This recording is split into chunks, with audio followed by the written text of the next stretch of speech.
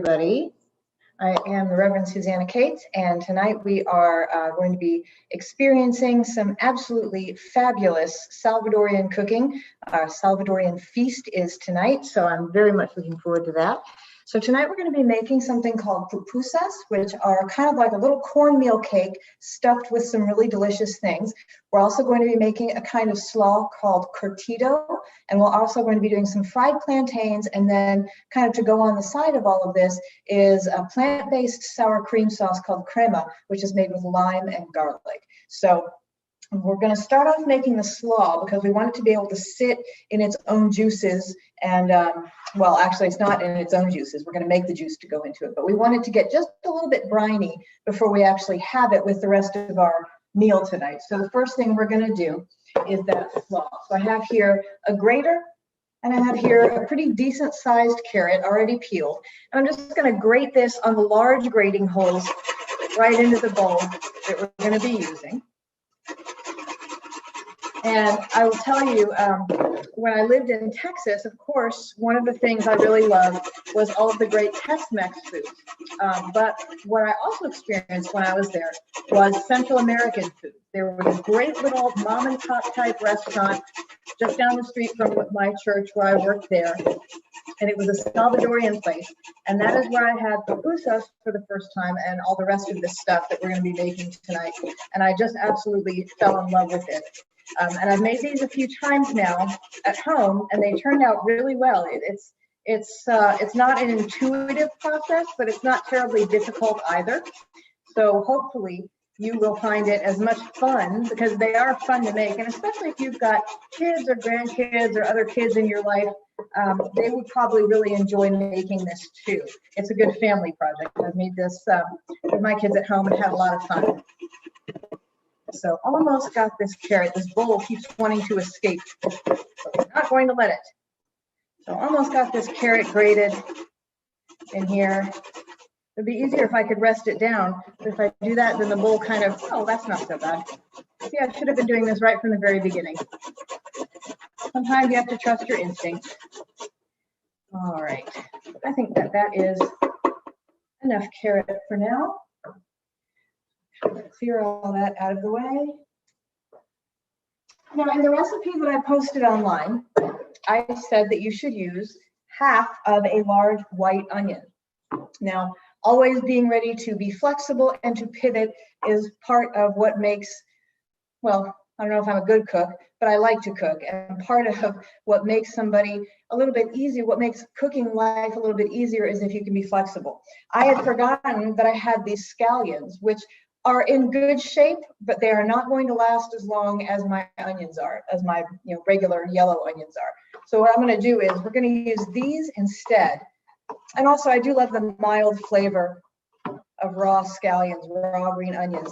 And I don't know if you can see exactly how I'm cutting these, but I'm cutting them on the bias, which is to say kind of at an angle. So you can see you get lots and lots of surface area that way.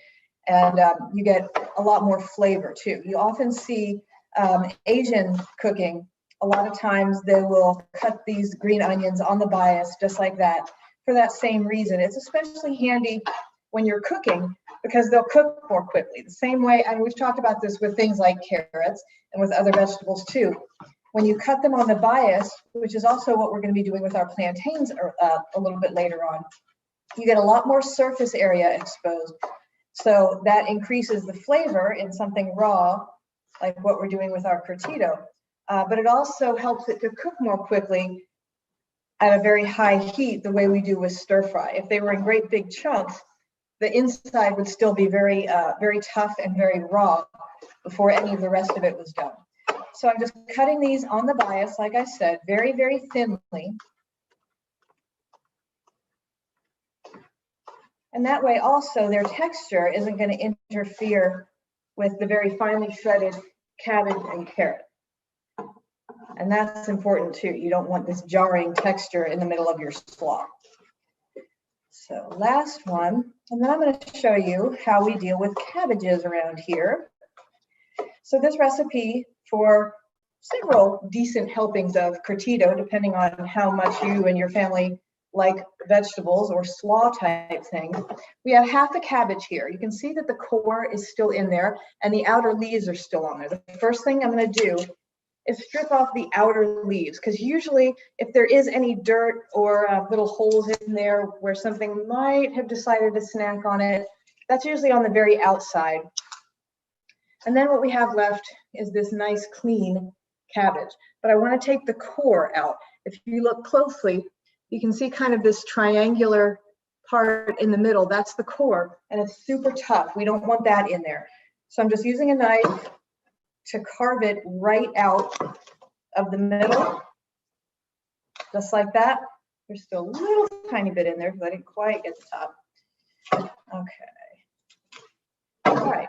So now the core is out. It's nice and clean, and I want to be able to shred it very thinly. So the first thing I'm going to do is cut it lengthwise right through the top,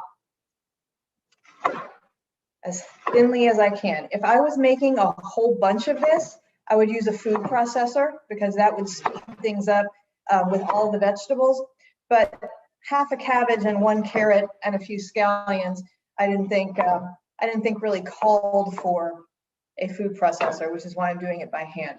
So once I have it sliced that way, I'm turning them more or less in the opposite direction. And I'm going to cut perpendicular this way. And this is going to make it not quite the long shreds that we might be used to with coleslaw as we would make it here.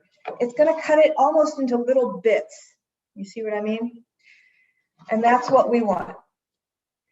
So I'm just going to finish cutting all of these slices the opposite way from where we started. Okay. And now we've got a nice, fine, shredded texture.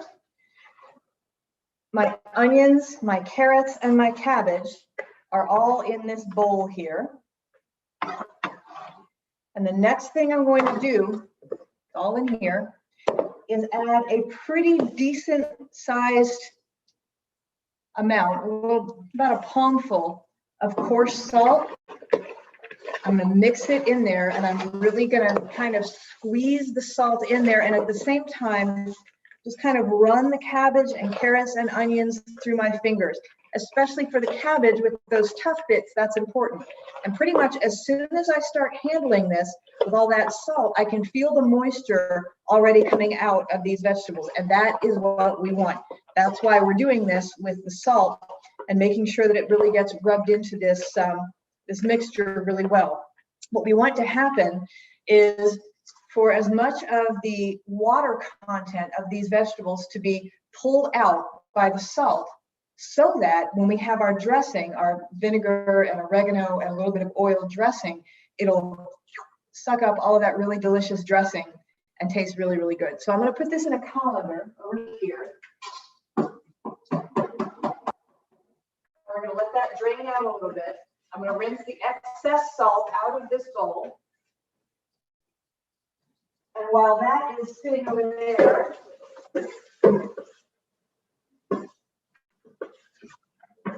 we're not going to leave the vegetables in that colander very long. We don't want them to be dehydrated. We just want them to have a texture that, because of the slight dehydration and the little massage that we gave it, a little bit fluffy, but also still retain some of its texture. We don't want it to be completely mushy, and that's not going to be. But taking that same bowl, we have here a whole cup of white vinegar. We're going to pour that in there. We're going to take 2 tablespoons of olive oil and add that to the vinegar. So it's just like making a salad dressing, but very, very, very heavy on the vinegar. And you can use apple cider vinegar if you like the flavor better, but the white vinegar is a little bit more authentic to the dish. And then we're going to add 2 teaspoons of oregano. You'll notice that I am not adding any salt. That's because the salt content is probably going to still be pretty hefty, even when we lightly rinse off those vegetables. We don't want to add any more salt to it, and you don't want to do that anyway. until you're close to the final product, and then you can correct the seasonings. So that's just a cup of white vinegar, 2 tablespoons of olive oil, and 2 teaspoons of oregano. And I'm just going to kind of whisk that together with a fork.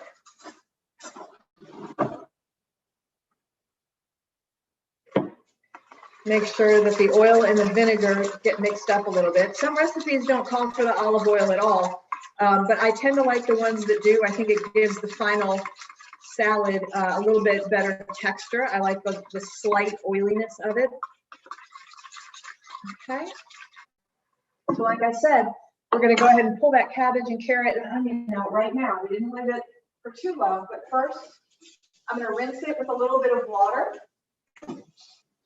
just to get the excess salt out.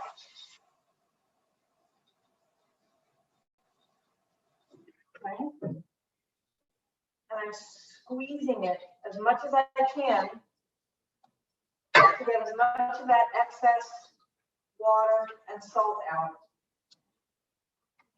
And that way, it'll be able to soak up all of the vinegar and oil and oregano dressing that we just made. You can even wrap this up in a towel and squeeze it out that way. But I don't think we need to go quite that far. So now it's just a matter of transferring our vegetables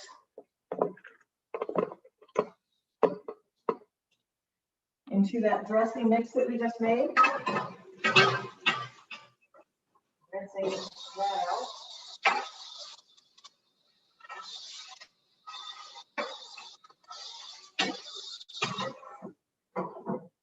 Clean as you go. It makes your life so much easier.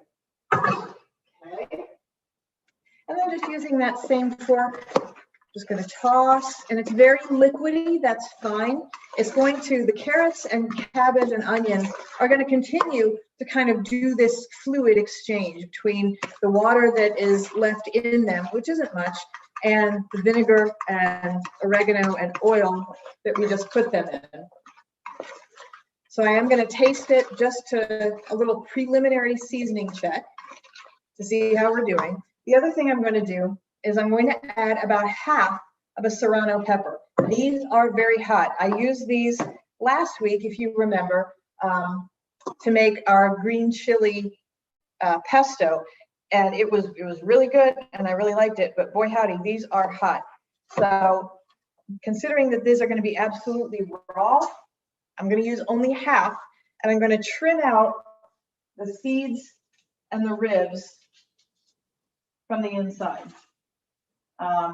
And you all know that I love spicy food, but raw serrano is too much even for me. So here we have this half of a serrano pepper with all the seeds and ribs removed. That's where most of, not all, it's still going to be really spicy, but most of the heat in a pepper resides in the ribs and in the seeds.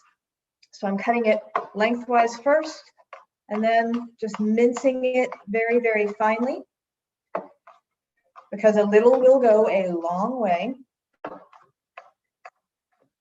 Okay.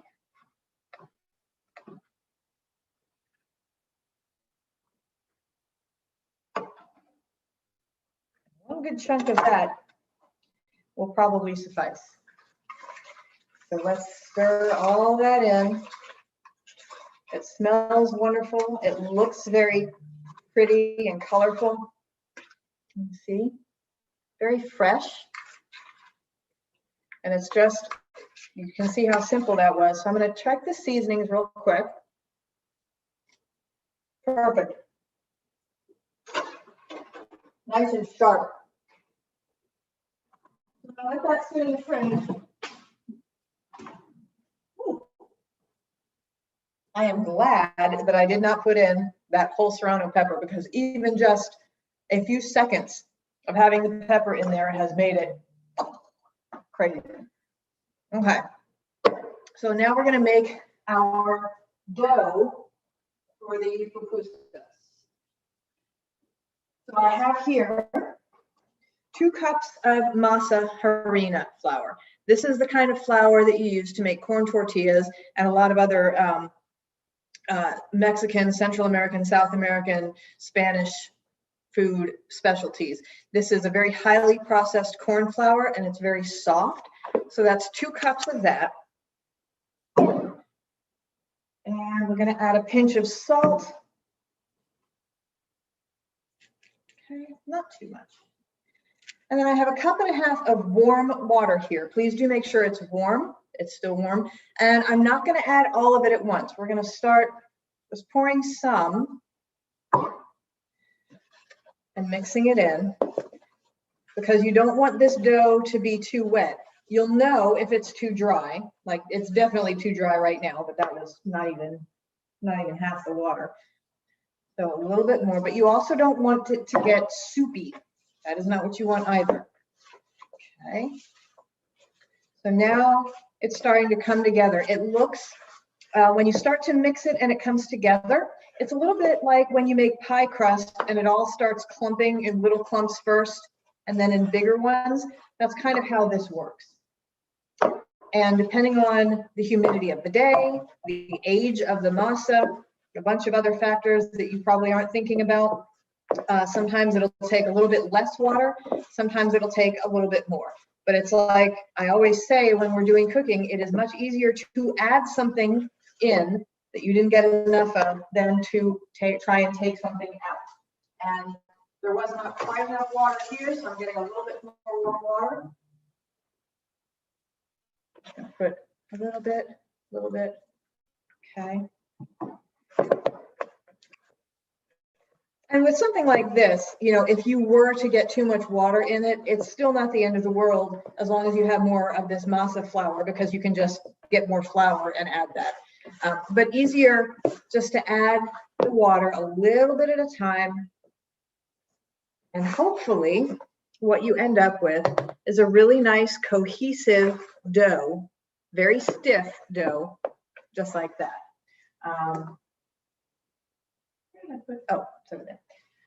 While we are dealing with this dough, I'm going to start this cooking. This is a non-stick pan, and I want it to get up to about medium high heat. Not too hot because I don't want these to burn, but these cook fairly quickly. So we have the dough here, and over here we have our potential fillings. So this is cooked black beans. What I'm going to do is mince up about half of a really good sized garlic clove. So I'm just mincing that up right here on our cutting board. And I'm going to mash that into these cooked black beans.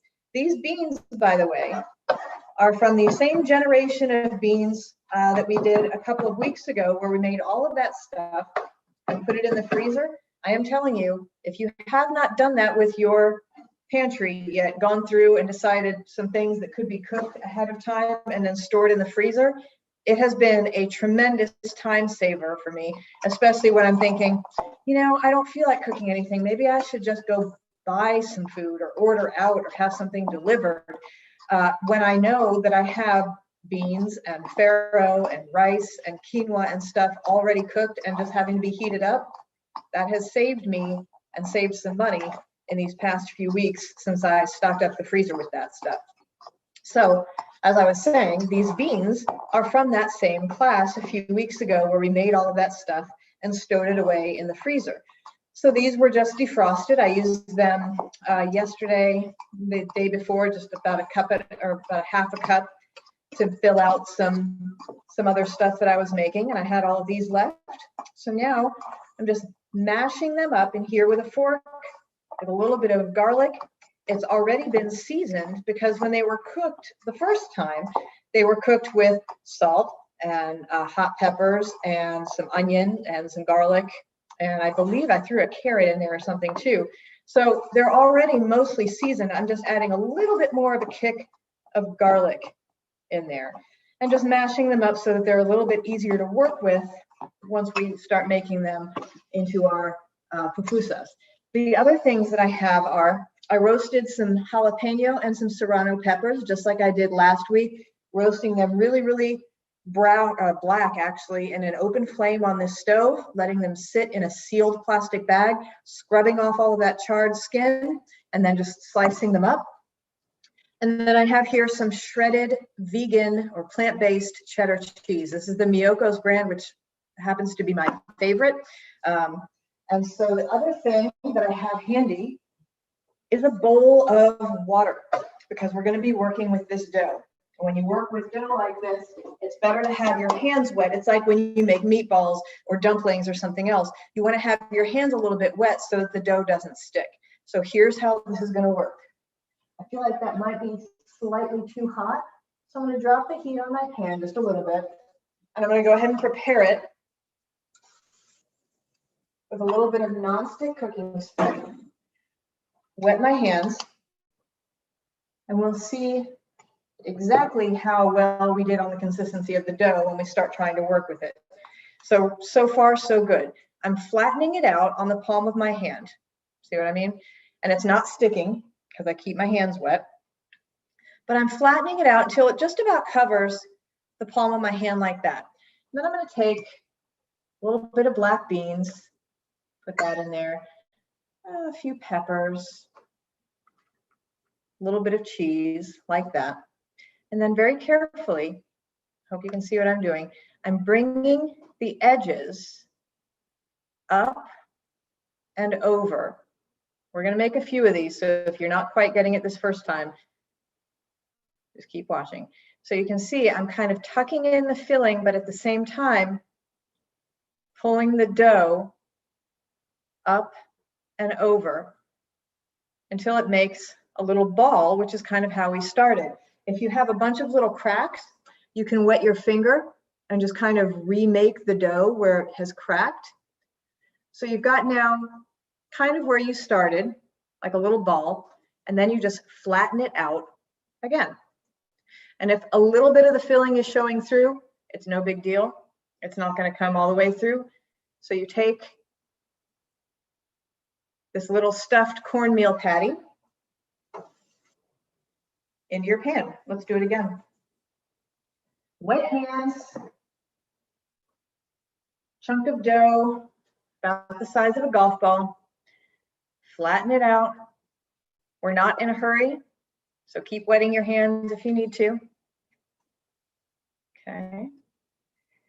So it's all flat here. Take some beans. Take some peppers. Take a little bit of cheese. Wet the hands again. And just carefully fold these edges up and over. And all the while, just kind of use the tips of your fingers to kind of tap any filling that's wanting to escape. So sort of like making a dumpling. So now it's mostly in there. I'm just going to get the edges and the sides sealed up.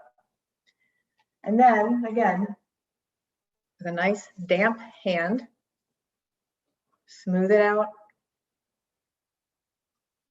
so that it's that nice flat disc with all the stuff on the inside. I think we have room for one more in there. Okay. So, and you can see when I work with this dough, it's firm, it's very firm, but when I flatten it out, it's not cracking and dried out, which is good. That's exactly what we're hoping for, is for it to keep a relatively smooth texture. Cracking just a tiny bit the more I press it out, but I'm just not going to force it. And I can always take a little bit more water and sort of put that water into the dough just a little bit more. So do it again. Beans in the middle. The roasted jalapenos and serranos on top. A little bit of cheese. Okay. Fold, just kind of tuck. Use your fingers here and just kind of go all the way around. It does not have to be perfect. It's going to be delicious no matter what.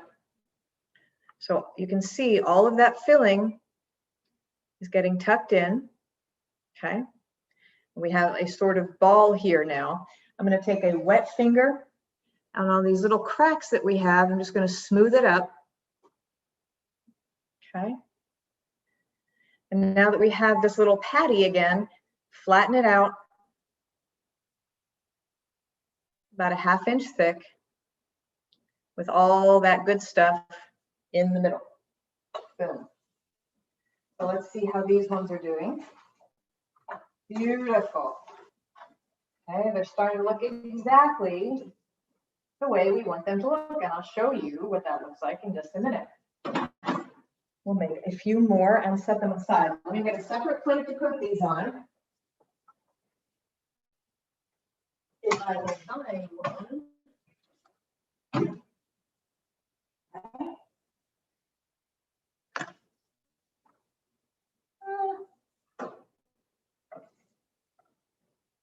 And between each batch, okay, that's not quite ready to flip yet. So one more time, wet hands. Golf ball size dough. Flatten it out on the palm of your hand so it just about covers your hand. About right. And if you are not crazy about black beans and roasted jalapenos, although I don't know why you wouldn't be, you can really put anything in here. When I used to eat these, this was before I was kind of following the plant-based thing in Texas. The most popular pupusas had chicharrones, which is kind of like pork rinds. It was so good. I'm not gonna lie, they were absolutely fantastic. So if you are a meat eater and you're thinking about that, you can use something like that. You can use any kind of meat if you would like to put meat in these. If you are trying to stick to a more plant-based diet, beans, of course, are very, very good. And so is cooked squash. Squash is super inside these. And of course, if you don't like hot peppers, you can always use bell peppers in these, and it would taste just delicious. It wouldn't be spicy. And if you don't like spicy food, then that's exactly what you're hoping for. So any kind of vegetables, sauteed or caramelized onions would go very well. But really, they're very, very flexible. So whatever you like in something like a taco or any other thing that's kind of based with a tortilla type base like this, you'll probably like it inside of a pupusa. So just use your imagination, and whatever you pick will probably be pretty darn good. So these are cooking really well. I do want them to get a little bit more golden. So I'm going to turn up the heat just a little. Okay. And we'll make just one more of these to cook for now. And then we'll move on to the plantains. And be careful for your dough drying out, this masa dough drying out when you're working with it. You can always just sprinkle it with a little bit of water or use a little bit more water on your hands.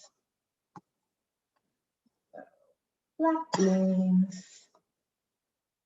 jalapenos, a little bit of cheese, wet hands. Okay, so up and over. Don't worry if it doesn't look like it's all going to fit. It will.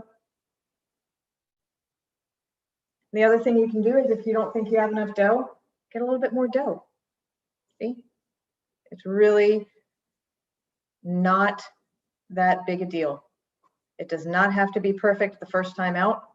In fact, it doesn't have to be perfect at all as long as it gets cooked and is safe to eat and tastes good. That's always a nice bonus. Perfection is beside the point. So don't worry about it.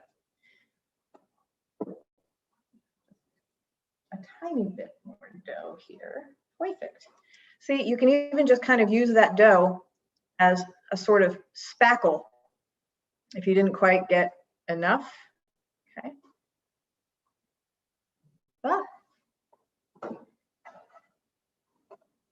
Okay, so let me show you how delicious this looks. You can see that it's steaming hot and deliciously golden brown. I do want it to cook just a tiny bit more on that underside. And while that's doing its thing over there, and I have a couple more ready to cook. Let's talk about plantains. So these are not bananas. These are plantains. Do not make the mistake of thinking that they're the same thing, because one way or the other, you will be seriously disappointed. They're delicious if you prepare them correctly. They are shocking and not very good if you don't. And if you think you can treat them like bananas, then you're going to be very sad. And if you think you can peel them like bananas, you're also going to be very sad and very frustrated. Before we cook those, or before we cut those, I'm going to go ahead and heat up a pan for the fried plantains. And so again, we're going to want it at about medium-high heat. Hot enough to be really hot, but not hot enough to make the oil smoke is what we're going for.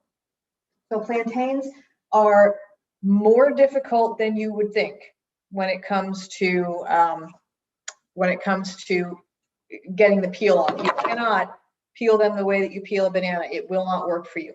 Also, these are very, very ripe. The green ones will not work as well for this recipe. They won't taste as good. You can do other things with green plantains, but just frying them plain will probably not work for you. It won't taste the same. It won't taste right. So I've cut off both ends of this plantain. Now we're getting somewhere with these. Oh yeah. Okay. That's what I get. That one is done. Hold on. I'm multitasking here.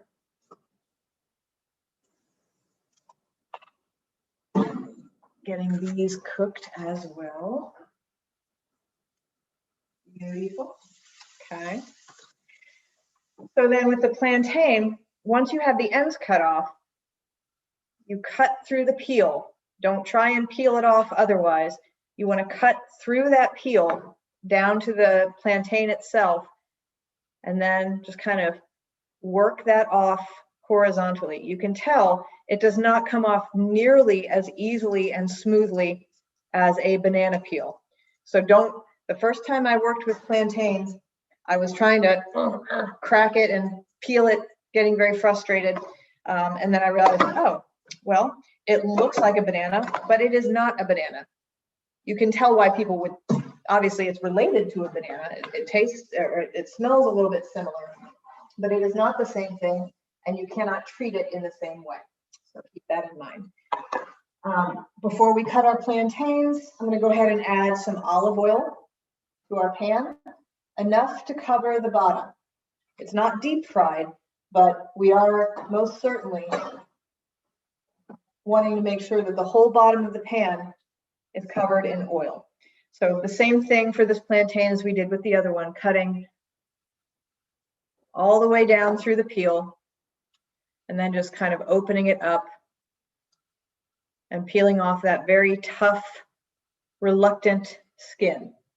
Now, you remember, I hope you remember when we were talking earlier, I said we're going to cut these plantains the same way we cut those green onions before, which is on the bias, so at an angle, because we want lots and lots of surface area. So you can see how I've started. See how it's at an angle? And that's exactly how we're going to keep cutting it. Not too thick, about 1/4 inch thick, with as much surface area as we can possibly get, because that's what's going to make the outside really tasty and crispy. So you can see, very sharp angle when we're cutting these. That gives you a better indication. This is the flat side, but you can see how I've been cutting at a very sharp angle on these. 1/4 inch about. And if the end pieces aren't, as angular as the other pieces, it'll still work. I don't want to really cut this any smaller, and it's not quite, it's still at a very steep angle, but it's not as thin. That's fine. They'll be fine. So I'm going to go ahead and start putting these plantain slices in the nice hot oil. This oil is just right. It's very hot, it's sizzling, but it's not smoking, which is very important with olive oil, because olive oil does not taste good if you heat it to that high. Okay, so while those are getting started, I'm going to cut these plantains exactly the same way. Very sharp angle, lots of surface area, about 1/4 inch. And I'm just going to pop these in right with the other ones. I'm not going to crowd them. I probably won't add all of them, but most of them. And I'm going to get a pair of tongs because that's going to help.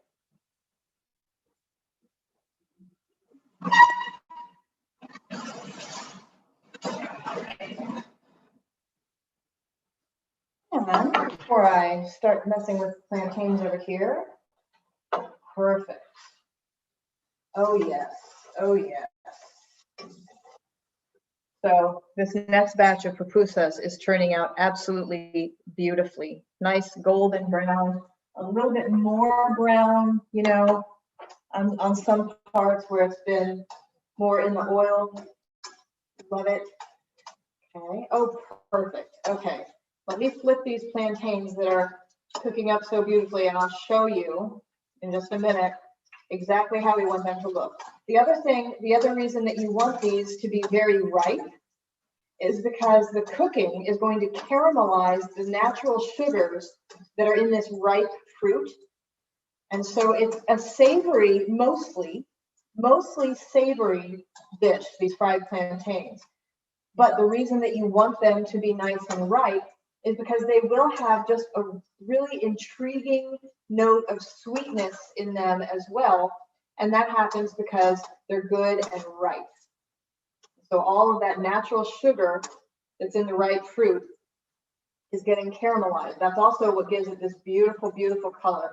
And I'm happy to show that to you in just a minute. I'm going to get some paper towels and put them under our draining rack. The reason that you don't put fried stuff on top of paper towels, you don't want the grease leaking out. But also what you don't want is to use a rack like this, just a regular cooling rack. What you don't want is to use paper towels, because if you put nice, crispy, delicious fried items on a paper towel directly, they'll get soggy because they'll steam up, and all of that will get absorbed and then get reabsorbed into that food that you worked so hard to make nice and crispy. So don't do it. Use a rack with a paper towel under it, and that way it will stay nice and crispy while still draining off the oil that you don't want.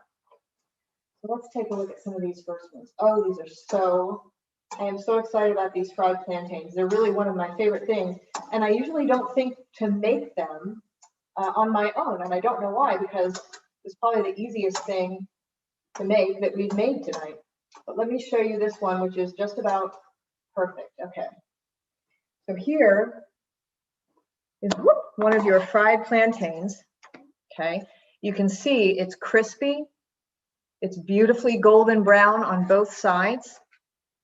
And I'm going to set it right here over, not on top of, but on the rack that is over the paper towels, right? I'm going to check for the other ones that are getting to be about done. Kind of flipping them, refrying them on the other side, and moving them out of the way so that I can put in these other few that we didn't have room for before. I'll turn off the pan with the pupusas because I don't think we can make any more of those just now. Okay. And when this batch of plantains is done, then I will show you how to make this lime and plant-based sour cream crema to go with all of it. So we're getting close on the plantains. These are going to be so tasty. I cannot wait to try them. And I do hope you're able to try these at home. As I said, these plantains in particular are really quite simple to do. It's just a matter of having the oil at the right temperature. And by some stroke of luck, I had the oil at the right temperature. Who knew? Medium high, as a reminder. That's where we wanted to be. Okay. Oh, these are so golden brown and delicious looking. I cannot wait. Now, This is fried food. We know that fried food is not health food, but you could do worse. Plantains are at least good for you. Very starchy, but we've talked about the fact that carbs, starch, carbohydrates, those are not bad foods. There is no one kind of food that will make you fat or unhealthy. It's all a matter of how much are you consuming in comparison to how much you are burning. If you eat nothing but vegetables, and this would be hard to do, but if you eat 5,000 calories worth of vegetables and fruits and whole foods every day, but you're only burning 3,000, you're going to gain weight. Same thing if you are eating 5,000 calories worth of butter and steak and keto diet stuff every day, which is also pretty hard to do. That's a lot of calories. And not expending as much or more than that, you're going to gain weight. What you eat is, well, I should put it this way. How much of what you're eating needs to deserves the same attention as what you're eating, okay? So any food can be bad for you if you're eating too much of it. The same way, not all bad foods are bad if you're consuming them mindfully and in moderation. So remember that when somebody tries to tell you that carbs are bad and you should not eat them because they will make you fat, any food can work for you or against you if you are trying to gain or lose weight. Either way, any food can work for you or against you in that matter. It's more a matter of how much of it you are taking in. All that being said, my point was that plantains are very starchy, but they are a fruit. They're actually a berry in the same way that bananas are a berry. But I'm not going to get into the botanical implications of all of this. Just suffice it to say, they're pretty good for you. But since they are fried, you don't want to be eating a whole lot of this without being mindful of everything else that you're taking in at the same time. Okay, that was my point, and I stand by it. I'm going to turn this pan off because our delightful plantains are now finished. And before they cool off, and while they still do have a little bit of moisture from that grease on there, I'm going to put a nice sprinkling of salt, because that's really going to accent the sweetness of the plantain with a little bit of salt on the outside. So here we have our pupusas, we have our plantains, our slaw is in the fridge. The only thing left to make is our crema. So this is that plant-based sour cream that I like so well. Get a little rubber spatula here. Hold that thought while I grab something in here.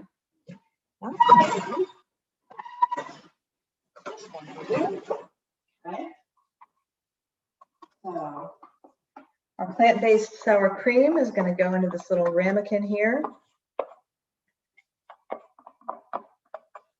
We are not going to go heavy on the garlic because we have a lot of other flavors going on here. This is just something kind of refreshing that we can use to dip our pupusas into, or our plantains for that matter. So just a little bit of garlic, mincing it up. Put that in there, just enough to flavor it. And then we're going to have a lime. About half of a lime to start with, and then we'll taste and see from there. Although this one is kind of reluctant, so I'm going to go ahead and use the whole lime. Squeeze. There we go. That's a little better. We want nice lime, zesty flavor. And the texture of this crema should not be as thick as sour cream. It should be almost pourable, okay? So just mixing all of that together very carefully so I don't spill it all out of the sides. That's about right. And that's smoothing it out some. So you can see it's pretty liquidy from all the lime juice. That's good. That's what we want. All right. So let's set up a plate with our feast. Let's get that slaw out of the fridge.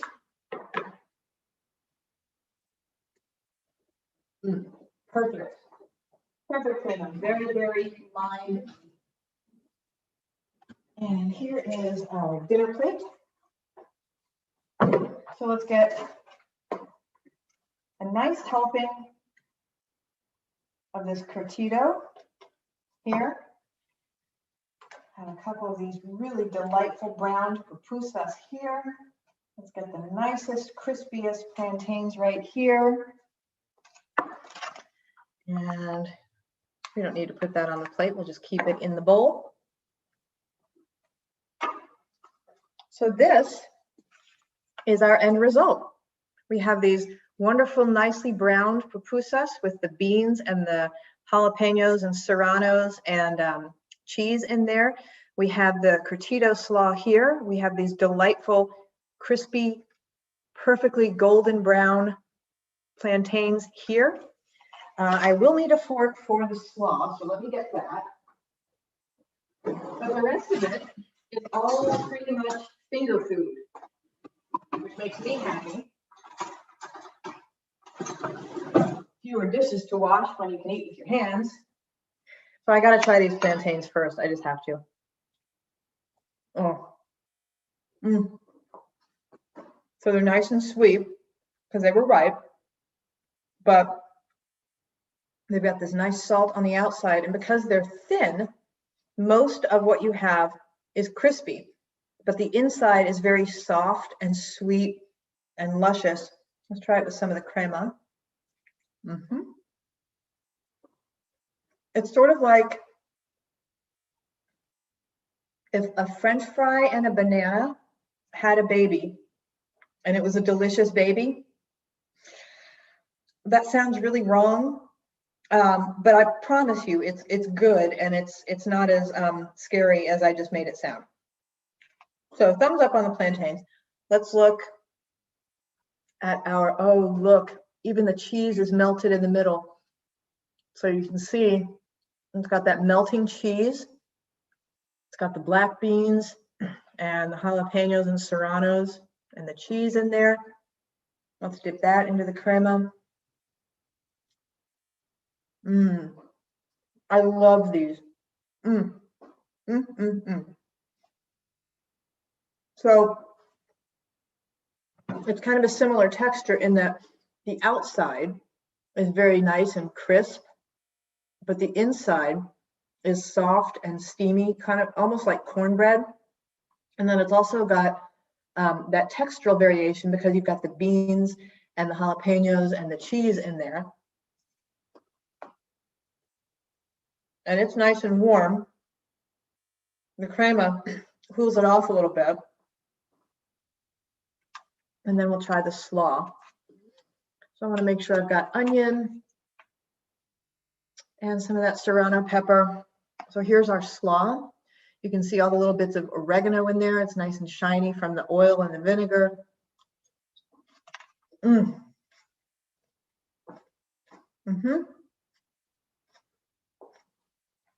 that just wakes up your palate all over again. So you can go back and eat more plantains and more pupusas and more everything. So that was the meal, guys. A little bit longer this time, a little bit over 45 minutes, but honestly, from start to finish, not a bad time. I have a little bit of dough left, and what I'm going to do is wrap it up very, very tightly. And if I want to use it tomorrow, what I can do is reconstitute it with just very wet hands. I don't want to pour any more water into it, but it'll keep just fine if I wrap it up tightly, along with all these other toppings. So I've got, let's see, 1, 2, 3, 4 that I haven't eaten yet. I have those for tomorrow, and then I can always make more. If you have a big family, of course, you would use all of this, but not a bad thing, and it's not an expensive meal either, just so you know. Cabbage is cheap, carrots are cheap, onions are cheap. Masa is pretty cheap, and the only thing you mix with it is water. Plantains are pretty cheap. Most fresh vegetables are, and these are not widely used, so they tend not to cost too much. And then it's just a matter of the time and the cooking oil. So really good meal. Not something you want to cook all the time because of the fat content, but certainly a nice treat every now and again. Thank you so much for joining me. We'll be back next week, a week from tonight. Oh my goodness. I'm so excited because my new friend, Felton Jones, who's the owner of Savory Selections Catering here in Scotch Plains, is going to be teaching the cooking class next week. It is not going to be a plant-based cooking class, just so you know. This is going to be a cooking class for the omnivores, but it's going to be so, so good. I am thrilled that he's going to be our guest teacher next week. So tune in, make sure you tune in on Tuesday, a week from tonight, at 6:00 p.m. It's going to be a great time with a great menu. In the meantime, remember that you were created by love for love. So please go out and be love. Have a wonderful night, everybody. See you next week.